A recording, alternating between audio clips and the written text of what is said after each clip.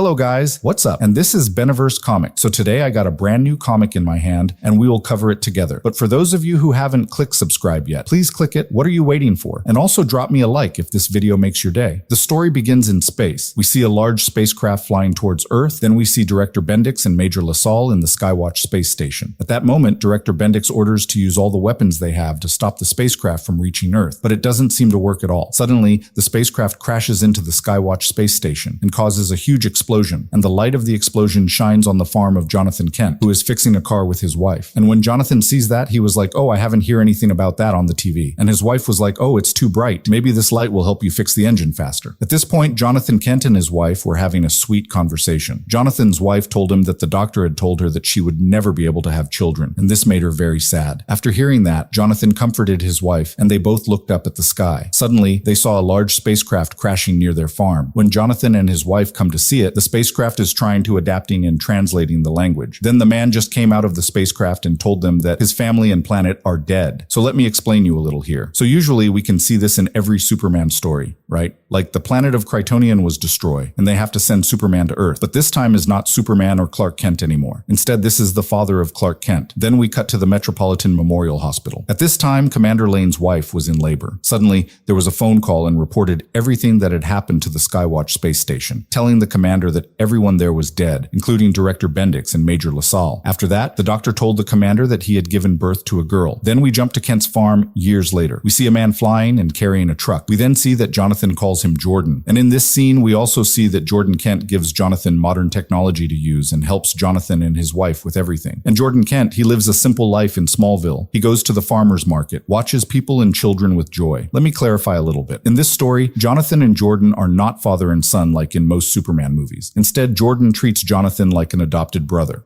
In the next scene, we see Jordan eating with his family. During that moment, Jonathan tells a joke about a boy who pulls a cow's tail, but the joke reminds Jordan of the past when he was with his wife and children before escaping to Earth. Jordan then stops eating and walks away, but Jonathan followed him and saw him sitting on the roof. He climbed the ladder to the top of the roof and sat with him. He then asked Jordan what was wrong. Jordan replied that he was just remembering his past, remembering the horrible day and everything that was lost. After hearing that, Jonathan also said encouragement to Jordan and went down the stairs, but while he was going down, Jonathan slipped and fell from the stairs, but he didn't hit the ground because Jordan knew and flew to help him in time. But because Jonathan was too scared, his heart disease came back. Then Jordan quickly flew, take him to the hospital, and shouted to Martha to let her know. After arriving at the hospital, Jonathan was in a very serious condition and was close to death. Jordan then created a device that could keep Jonathan's heart beating. However, the doctors there did not agree with Jordan and thought that Jordan was disturbing with their work. They then told the security guards to take Jordan out. Sadly, Jonathan died of a heart attack, and we see Jordan and Martha in deep grief over this loss. Jordan blames himself for his brother's death because he didn't share his advanced technology with the people on Earth. So from now on, Jordan decides to use his advanced technology to help the world. Later, we see Jordan and Martha arrive at the place where they keep the spaceship. We then see that the ship calls Jordan Jor-El, and Jor-El reaches out and takes his suit from the ship and about to wear it. We also cut to Metropolis. Now Commander Lane is showing off the robot he just built to the people of the city, and we also see that the scientists have forbidden him from activating the robot for fear of endangering the people there. And we also see that his daughter has grew up too. Then the Metallo robot is activated into the public, but it detects alien DNA and mistakenly believes it is a sign to be destroyed. It then attacks the civilian in Metropolis. Commander Lane's daughter Lois is caught in the accident,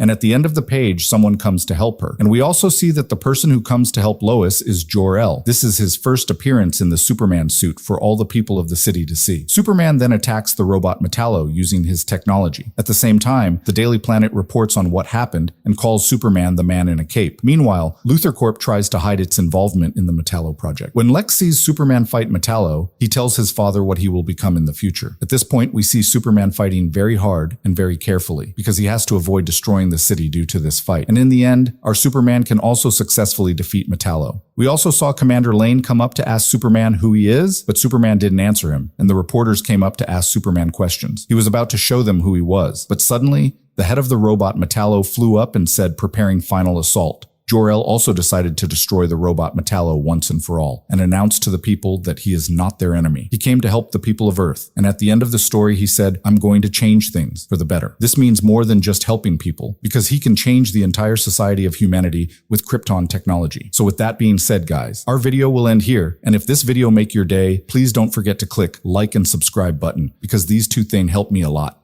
Anyway, peace.